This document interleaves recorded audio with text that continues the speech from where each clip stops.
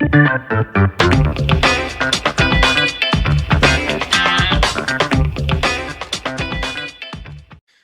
and welcome to another episode of the Real Estate Investing Club. I'm your host, Gabe Peterson, and this is the place investors go to gain actionable advice, learn about current market trends, and hear war stories from other professional investors out there in the field today. Before we get started, I have two quick housekeeping items for you. First, if you like this episode, we would very much appreciate a like, subscribe, and share. It is the best way to support the show and keep it running far into the future. Second, if you're a new investor looking to get started in real estate or an experienced investor looking to take your investing to the next level, I've created an ebook just for you that will cover how to find deals that are actually deals, how to finance those deals with little to no money down, and how to exit those deals for maximum value.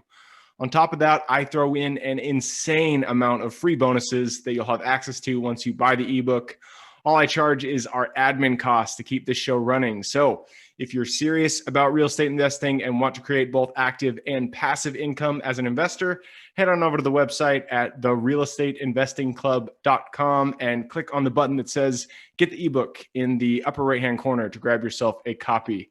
With that said, let's dive right in. Today we have a very special guest with us, ready to drop some investor knowledge on you. So buckle up, grab your pen and paper, and enjoy the ride. All right. And we're back with another episode of the Real Estate Investing Club. Today we have with us Brent Bowers. Brent was an Army officer with over 8 years of experience. Man, I'm starting this one out rough. Brent spent a great deal of time away from his family, and he knew he needed to make some changes in order to be present with his wife and children. His interest in real estate began in 2007 when he purchased his first home. So Brent began exploring real estate investing as a way to support his family while being able to enjoy more time with them as well. In a short amount of time, Brent was able to expand his business, hire a team, and most importantly, spend quality time with his family while still working hard and helping others. I'm going to let Brent take it away because it is his story. So Brent, thank you for hopping on the show today. How are you? I'm so good. I'm even better now because it's great to see that other people can't read, because I'm just a terrible reader. When I've got to read things out loud, I usually mess it up way worse than that little stutter you did. I appreciate the empathy there. 7 a.m. I've just had like two sips of coffee, so the coffee hasn't hit my brain yet. It's not like that's all right. We can just chug coffee on this. Thanks for having me on the Real Estate Investing Club. It's an honor. Great show you have here. You have amazing listeners, guys looking to get started in real estate, already started in real estate. My story is not that impressive. 2007, I started in real estate. I got my real estate license and I purchased my first rental property. And I needed to borrow the earnest money deposit from great grandma. And, she said to me, like, look, you don't pay me back, this comes out of your inheritance. And I was like, no worries. Don't fret. I will pay you back. I'm getting a real estate commission on this because I'm the buyer's agent as well. So I did pay her back. I never got to see that inheritance she was talking about. But long story short, that was the start. That's where I had begun. And, fast forward a couple years, 2008, getting beat up in real estate. Everyone knows what's going on this time. 2009, I joined the military because I wanted a fresh start. I wanted to go back to school because real estate was tough, man. So I kind of quit. I quit. Sure. I threw in the towel. So I was overseas for several years, couple deployments, get back in 2013. And guess who's back in real estate, baby? Me. I had that urge, that calling, and I bought my first property and I house hacked for a little while before I even knew what that was. I had gotten some roommates, and it was really cool making $100 a month to live in this beautiful house. So I pulled out I did a cash out refi. I got $55,000 cash. So what did I do? I went and bought another property with it, and I put my sweat equity into that one, renovated that property, sweet pool, everything right down the road. So it was like a little party house while we were renovating it as far as the pool goes. And I had to learn lessons the hard way, and I feel like that's really what attributed to most of my success. I'm a ready, fire, readjust, aim, fire again. I didn't put very big cabinets in this rental, nor did I put very big closets because I was working with I literally stretched 800 square foot and made it look like 1,100. But I really messed up on the closets thing. So women do not appreciate small closets and small cabinets. Definitely not. But long story short, that property is still cash flowing to this day, and it just kept rinsing and repeating. I was an Army officer at this time. I'm now moving to Colorado, and I'm like, man, this rental thing's amazing. Long-term wealth, so I hear, but I am always maxing out credit cards. I'm always in debt. So I'm going to start wholesaling houses. So I kind of picked up on that, hired a coach, Wholesaling Inc. Tom Kroll was my coach, and that was working okay, but I didn't have a lot of time as an Army officer. I was on base almost 13 hours a day, always in the field, always training. And I was listening to podcasts, searching for more answers. And I heard about a guy doing land, buying tax certificates and getting the land super cheap. And I was like, well, you know what? I've got this entire list of land owners that are behind on taxes. So I'm just going to mail it. I mailed 687 postcards. I got 85 phone calls from it and only had time to return about 20 of them. Did 2 deals with that within 2 or 3 weeks. Oh, wow. And each one netted me 4,500. And the rest is history. And the rest is history, as they say. It's always those first deals that you get the most excited about. We were talking about that. Oh, yeah. On the show. I was on fire. And then we just kept rinsing and repeating. I got a team because I'm always in the field. I couldn't answer my phone. So I was forced to hire a team. Best decision I ever could have made. I have 9 amazing team members today. They're family. Sometimes we fight, sometimes we argue, but we do incredible business together, and we just rinse and repeat. Every land transaction we do, we're paid for the next 5, 10, 30 years. Wow, man. I love it. That is awesome to hear. There's a few good, pieces that I pull out of your story that I really, really like. You got started in 2009. That is 2008, 2009. That's a rough time to get started. So props to you for coming back to it in 2013. Starting those house hacks. So what really got you? You were in house hacking, you had success there. Why did you switch over to land? Like what got you going? What got you interested in land? Shiny object syndrome. Just like everybody successful I know, there's always a better way. There's always an easier, faster way. The grass is greener on that other side of the property where I could have just watered my grass here. But I was really intrigued by the land thing. My parents purchased 21 acres in Florida when I was like 16 or 17 years old. They built their house in this beautiful piece of land, and it changed my family legacy. We all go out there and celebrate Christmas and Easters, and we have this huge piece of land, and I ended up being fortunate enough to buy the land right next door to them as well.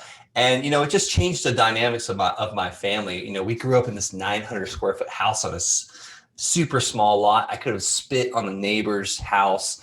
And, I used to get in trouble because we'd be in the neighbor's yard playing with his stuff. And I feel like everybody should go back to the American dream of having a parcel of land they can go to. And I really enjoy it. So I'd say I have a lot of passion with it. And, it's now land has just turned into my product that I sell. We do it with mobile homes too. But there's just something so clean and pure and, great about land.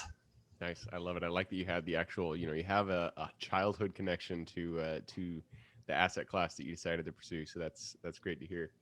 I also pulled out, you went through this, you got 2013, you got started, but you hired a coach, which I always love to hear people. They hire a coach, they realize they don't have all the answers, and they hire somebody who's been there, done that. So kind of take me through that process. How did it benefit you? How did it change your trajectory once you hired the coach and got started down the path of land? Oh, Gabe, this is my favorite topic. I'm a very slow learner, and ask my wife. She still tells me things over and over and over again. And thank God she's thank God she's got the grace to kind of be patient with me. But I knew I didn't have the answers, just like you said. I know I didn't have the answers. I would rather pay somebody to accelerate me, 6-8 months. They give me a 6-month time frame, what they've learned over 10 years. And if you can keep doing that, with personal training, fitness, weight loss, real estate investing. I didn't just have a house wholesaling coach. I ended up hiring a coach for buying and selling land, a one-on-one coach. It cost me almost $38,000 just for that coach. I go to Tony Robbins stuff. I have a Tony Robbins business coach. I have coaches for everything. We even, not to share too much stuff, but me and my wife are trying to improve our relationship and our family and our children's dynamics. We even go to marriage counseling. And, you pull little things out like that to where this marriage counselor, he's 60 years old, biblical principles. I mean, he's already seen it all. And if he's still married, there's something that he can share to us that's going to better our marriage as well. So I feel like if you can, that's why having a podcast is so amazing. You get to talk to so many people. You've got coaches probably every time you do a podcast, because I'm sure you pull a piece of gold out of every one of them. But here's the key. You can have coaches for everything, but you must implement it. You must implement it. Yep, absolutely. And you're absolutely right. I mean, that's one of my favorite things about this podcast is just a mini coaching session every single time. So true. I love having people like you on the show. But let's go back to your business, back to land. You mentioned that when things really started moving for you, you were working 13 hours on base. So you didn't have the time to do this land thing and also work. So you had to build a team. You had to start building a business, a real business. So how did you go about, take me to the time when you actually realized, shit, I need to build a team. Like, this needs to happen. And then what were the first few steps you took in order to start building that team out? Yeah, I realized it in 2016 when I had about an hour-long lunch break, and where I was at on base was out by the airfield. So I was kind of in the middle of nowhere on post. I wasn't even in the actual, the city part of the post. I was further in the outstretches. I would zoom out of that gate, and I realized it when I was doing 90 miles an hour trying to go talk to a seller, and I got 5 minutes with the seller and I had to turn around and get right back because my hour was gone before I knew it. I realized that I was never going to make this happen, going in and rushing things with a seller, not building a lick of rapport, just looking at the house, barely speaking, and not getting a contract. I knew that I needed somebody to take these phone calls, to return these phone calls in a timely manner, go sit there and build rapport and trust with these people. And a lot of times with land, we don't actually meet the land seller, but you must, establish some type of connection.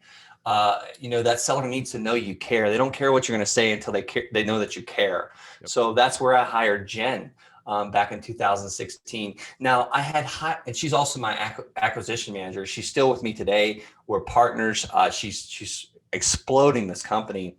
She's actually working on a couple huge development projects. So she is grown just stratospheric success with it as well. But before that, I had VAs helping me scrub lists and whatnot. But I had to do it from the very beginning. I knew that I was not good at a whole lot of things. And I just focused on my strengths. And that was kind of putting the people in the right place. And, sometimes we realize they're not in the right place, but there's another place for them. And, sometimes it's not in your company either. And it's just having those crucial conversations. Yep, absolutely. So it sounds like you started with VAs, and then Jen was your first full-time employee that worked with you alongside you here in the U.S. Exactly. And I want to, and she's right down the road from me. She was actually a neighbor. I found her on the Nextdoor app. And I want to kind of talk about the elephant in the room. I guarantee you there's some listeners on here thinking, well, I can't afford that, or I'm not ready for that. I'm not even doing deals yet, or I've only done one deal. Let me tell you, I opened my palms and my hands and I explained to Jen what I was doing. I'm doing an average of 1 or 2 deals a month. Here's what they're paying. Here's what I can pay you. Do you want to come? Do you want to run with me and build this? And she said, yes. I showed her everything. I didn't pretend like I was anybody else. I told her exactly what was going on. I was real with her. And you'll find that people respect that. That's not for everybody, but it was for her. Thank God. And I just put a simple ad on Nextdoor. It was a goofy little ad. I've still got it to this day. But, that's how you find people. And then you eventually just attract them. Now it's kind of like warm referrals coming in, and that's who we work with now. Yep, I love it. That's cool. My My girlfriend actually really likes the Nextdoor app. I didn't hear about it until recently, and it's pretty popular. It's like Facebook for your neighborhood. I love it. Exactly. It's so popular. And we found the dog one time, brought him in the house and let him stay the night, and we put an ad on next door, and it turns out it was the people across the street. It was their dog. We felt so dumb, but however, it established a connection with us. We became friends after that, and because we were so dumb, we like stole the neighbor's dog. Oops, sorry guys. Oops. Awesome. So let's dive a little bit deeper into your business and how it operates. So, you have to, it always starts with leads, generating the lead, talking to the seller. How do you get in contact with the buyer? How do you actually bring the leads to your business? Yeah. I mean, is it okay if we give kind of like the practical steps, the step by step, how to launch this off the ground? Yep, for sure. All right. So first, we pick our playground. We pick our area. It's our county that we're going to invest in. I recommend when first starting out, just like I did, I started my own backyard. And your backyard might be, Seattle, Washington. You may have to drive an hour and a half to get to land that's actually somewhat affordable.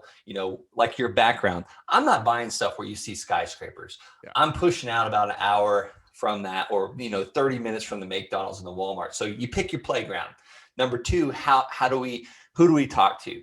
If you're on a very limited budget, I went after the tax delinquents, the properties that were tax delinquent. I contacted the county recorder. I asked who's in charge of keeping track of that, and I asked for the list. And that's why I needed a VA to help me scrub it, because a lot of times these lists are like faxed, scanned PDFs with schedule numbers or APNs. And then once you have that, you get the seller's information, their name, their address, the property address, and then you send them a letter. You send them a letter saying, hey, I'd like to buy your land. Or you can just send them a simple postcard like I did in the beginning, just a handwritten postcard. I'd like to buy your land on Wichita Street. A lot of times they won't even have an address. And then they call you back. Now, in the beginning, I let people go to voicemail because I was really afraid to answer that phone, or I couldn't answer it. And if they were cussing me out over the voicemail, you better believe I wasn't returning that call. I was just like, delete them, take them off the list. And then you have conversations with them and you ask them. And I want to just say, here's what we'd say in our script every day. If I could purchase this land and I take care of everything, we can close really quickly. I'll pay all the back taxes, all the closing costs. You have no fees. What's the least you can take? And I close my mouth. I mute my phone and put my hands over my lips and wait for them to talk. Sometimes it's a minute, sometimes it's two, and that's okay. They need that time. They might be looking up documents. That's not because they're trying to be rude or they don't like you. You just need to let them think about it. And then when they say whatever they say, you empathetically, with charisma, say, is that the best you can do? And shut up again. And I guarantee you 99% of the time, they'll lower it again. And if it's something, and then after that, write that number down. Say, is it okay if I do a little research and call you back? You want to pull away and go do your research and see what that land's worth. I don't care what the land's worth until I know I've got a seller willing to sell it to me. Then I call realtors. I look on Zillow. I look on LandWatch. I go to priced.com. I go to those places and figure out what the stuff's worth. I'll call 3 or 4 realtors. Tell them what I'm doing. Hey, what's the 30-day blowout price on this? What could I sell this for? And that's it. We figure out if I have a deal. I might have to go back and renegotiate with the seller. And then I start looking I get it under contract with the right to market it. And then I start looking for my buyer. I have my buyer in place before I even pay the seller. And then you go from there. You either assign your contract, you sell that piece of paper, or you can buy it and flip it, or you can buy it and then have your buyer pay you a down payment that's hopefully somewhat equal to your purchase price, and then set up a monthly payment to come in for the next 5-10 years. And you're profitable so quick. You get your risk out really quick as far as getting your money back out of that transaction. It's the least risk you'll ever see. I love it. And that's it. The thing that I pulled the most out of that was be quiet when you're on the phone, especially when you ask about price. Ask about the price, say, what is the price that you would like to take? And then shut up. And that's the hardest thing to do when you're first getting into this, but it's also the most important in negotiations, is just shutting up and letting the seller to kind of cogitate on what you just said, on what they want to offer, on all this stuff. Because if you start talking, you start putting out your price, you're gonna shoot yourself through the roof, and it's not gonna end up being a price that's gonna work out. So I like that you said shut up once you ask them that question. It's so hard. I have a student I'm helping. I'm actually I did a live podcast with her, a 90-day do or die over the Wholesaling Inc. podcast. I'm one of Wholesaling Inc.'s coaches. I'm their official land coach.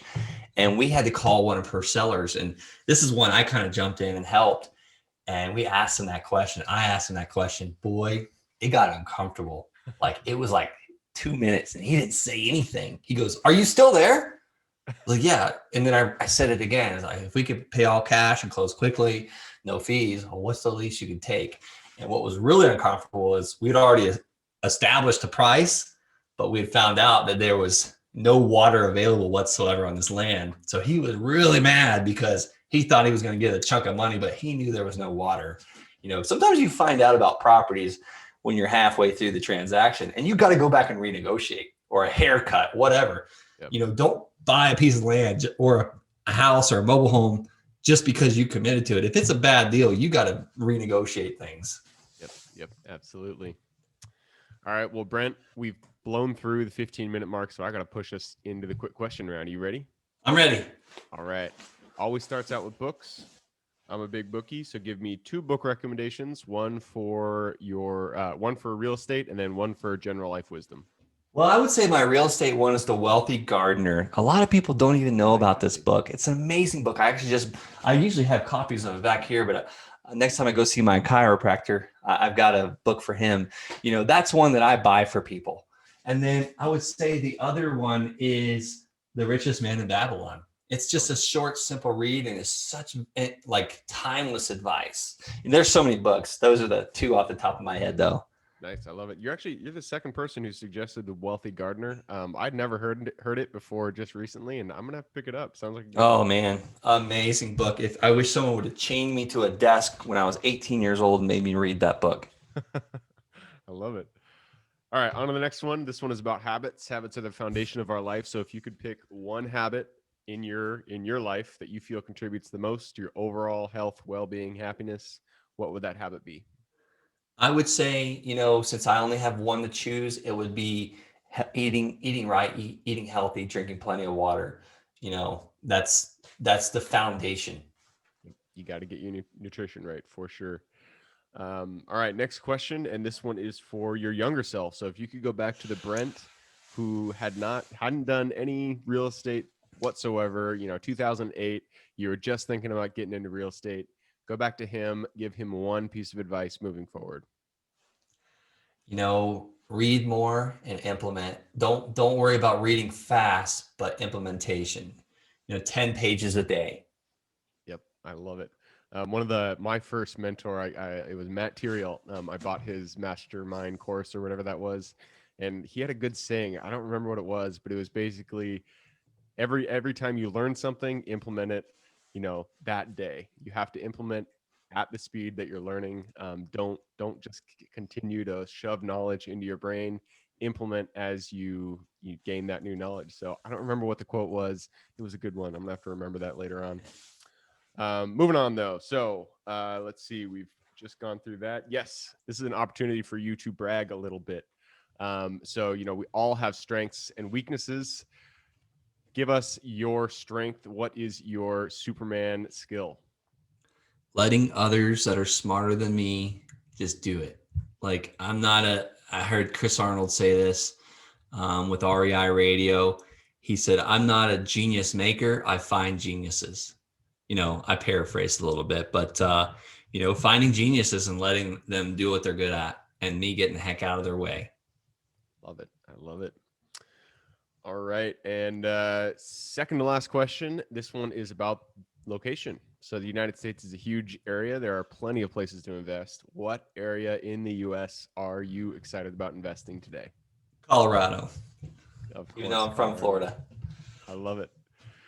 And final question: you've given us a lot of good advice. Anybody looking to get into land, I'm sure they would love to reach out, get in contact with you. What is the best way for them to do that? Yeah, thanks for asking. Head over to the landsharks.com. That's the landsharks.com. And, maybe you're buying land or houses or apartments or anything. I give a free giveaway too. It's the landsharks.com/DD as in due diligence. Those are my 14 items, due diligence checklist. And all 14 of those things got in my way in the beginning. And they're simple things, but if I would have known that a couple years ago or 5 years ago, I probably would have done a whole lot more, a whole lot faster. Perfect. I love it. And so that is the landsharks.com/DD, you said? As in due diligence or Delta DD. Perfect. And I will put that link in the show notes. So if anybody wants to reach out to Brent, just click the little more in the description. It'll pop down the full description in there. You'll be able to find Brent's URL. Awesome. Well, Brent, thank you very much for hopping on here. It's a pleasure having you. Thanks, Gabe. This was very fun. And thanks for having me. Absolutely. For everybody who's here with us today, thank you guys for showing up. You are the reason that we do this, so we appreciate having you here. As always, if you guys have any questions whatsoever, reach out to me, therealestateinvestingclub.com. Other than that, I hope you guys have an absolutely fantastic week. Keep rocking real estate, and I look forward to seeing you on the next episode. Thank you for joining us for another episode of the Real Estate Investing Club. I hope you guys enjoyed the episode as much as I enjoyed putting it on, and we're able to pull some actionable advice that you can apply in your own investing today in the field. Before you go, we have a gift for you. If you're a new investor looking to get started or an established investor looking to take your investing to the next level, I've created an ebook just for you, available on our website. This ebook will cover how I was able to create both active and passive income in real estate with very little money to start with. In it, I will address the 3 most often cited obstacles new and veteran investors run into by showing you how to find deals that are actually deals, how to finance a deal with little to no money down, and how to exit those deals for maximum value. And if you get the ebook today, I am throwing in a bundle of bonuses, 7 of them to be exact. The first one will be the off-market lead generation blueprint, which will take you through the exact systems and processes we use to generate off-market leads like clockwork, which is the most important skill when it comes to creating wealth in real estate. The second bonus is the A to Z REI systems and vendors guide, which will allow you to peek under the hood of our business and see the exact tools, systems, and even the vendors we use to see the success that we do. And the third bonus is the top 100 best performing keywords pack, which will give you the exact keywords we use to target motivated sellers online using PPC ads. The fourth bonus is our contracts bundle for wholesaling and renting real estate, which will give you access to all the contracts we use in the field to execute all different types of transactions. After that is the Investors Quick Analysis Calculator and Offer Tool, which will allow you to quickly calculate whether a deal is an actual deal and will allow you to create an offer automatically from those calculations. This is a lot of bonuses that I said. I'm just going to keep going down the list. Number 6 is the Investors Daily Success Tracker, which is a tracker you can use to ensure you are taking the right actions day in and day out to reach your financial goals in real estate. And the last bonus is the Wholesalers Template for Quick Assignment Cash, which will give you the templates we use to present our wholesale deals professionally and efficiently to our buyers. Whew, that is a bundle. So it's a mouthful. You get all of those bonuses for free when you download the ebook. All we charge is the admin cost to run the show. So if you're interested in the ebook and the bonus bundle, head on over to the website at therealestateinvestingclub.com. Click on Get the ebook bundle at the top of the page to take advantage of that deal. And with that said, I hope you have a fantastic day, an even better week. Keep rocking real estate, and I look forward to seeing you on the next episode.